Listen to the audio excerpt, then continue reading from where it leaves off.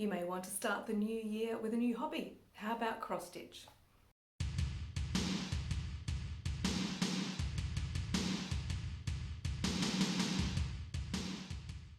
Hello everyone.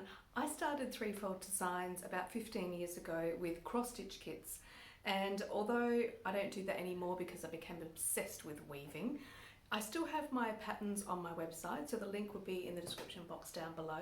But today I thought I would teach you how to cross stitch because it's super easy, anyone can do it, and it is really fun to do. So let's get started. Okay, so to get started, this is a cross stitch pattern, and as you can see, each square represents one stitch, and all the patterns will have a legend and it will show you what colours to use. This is cross stitch canvas, sometimes it's called tapestry canvas.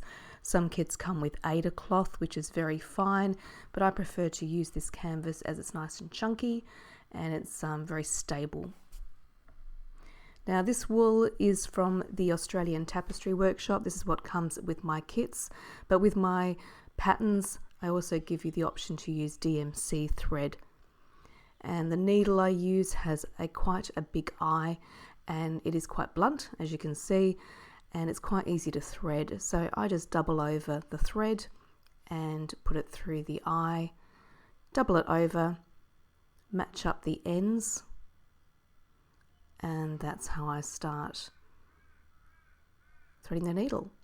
Now on this particular one I have marked out how large the bookmark will be, and I've put a line there with permanent marker, and I'm going to start stitching there. So first thing I do is I'm going to anchor the stitch, so I will leave a tail behind, so no knots will be used in this. And then just hold it behind with your finger, and then we're going to do the first stitch diagonally down. This is called a half cross stitch, sometimes called a tent stitch. And I'm just going to keep going in a row, doing the same stitch, one after the other. Now there's many ways that you can do cross stitch. You can either do them all in one row at one time, or you can do individual stitches, and I'll show you both ways of doing that. If you turn it around, you can see that that tail has now been anchored, so no need to use knots at all. Some needlepoint kits that you can buy commercially are actually all done in this particular stitch, tent stitch. But I like to use cross stitch because I can make geometric patterns out of them, and it just looks a bit neater, I think, to have the cross.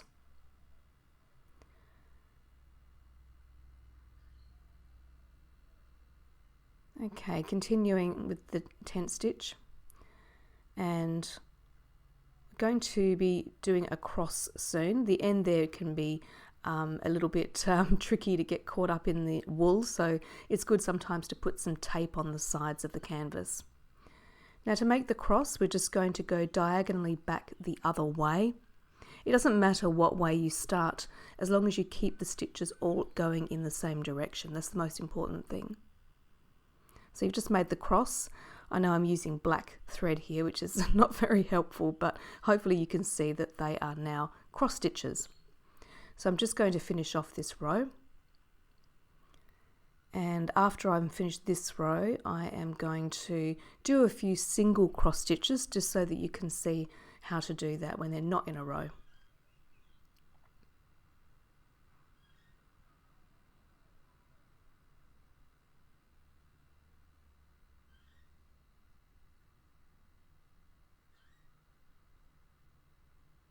Okay, now I'm just checking the pattern, and as you can see the black runs up the side, so I'm just going to do a couple of single stitches just running up the side, again being careful not to catch that side canvas. So these are just done going one way and then completing the cross going the other way. Now to finish off, again we're not going to use any knots. I'm just going to run my needle through, catch the back of a few of those stitches at the back. Really easy way of doing it.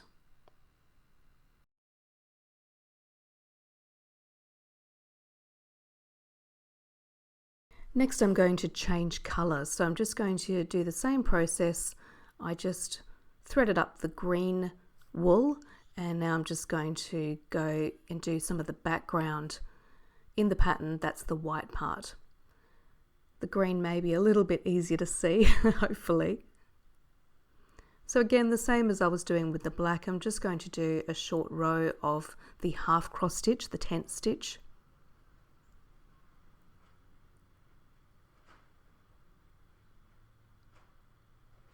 As you can see, I'm just running along that white area there, which is the background.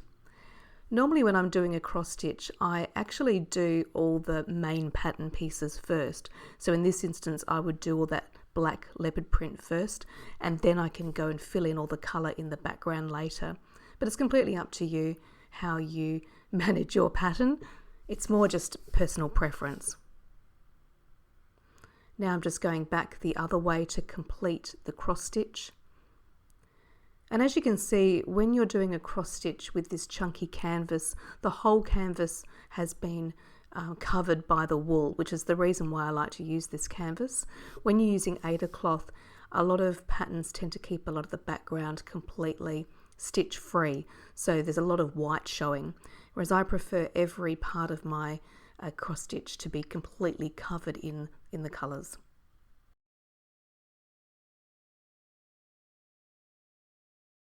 And here's one I prepared earlier. So this one has just been finished off with some felt on the back, and all of my patterns come with instructions on how you can do that as well. I hope you enjoyed that cross stitch tutorial. Here are some examples of the patterns that I have designed over the years that are available on my website. The link will be in the description box down below. But if you have any questions at all on how to cross stitch, or if you'd like to know more about designing your own cross stitch, then please leave them down in the comments below. And if you like this video, of course, please give me a thumbs up and subscribe to this channel. But for now, bye!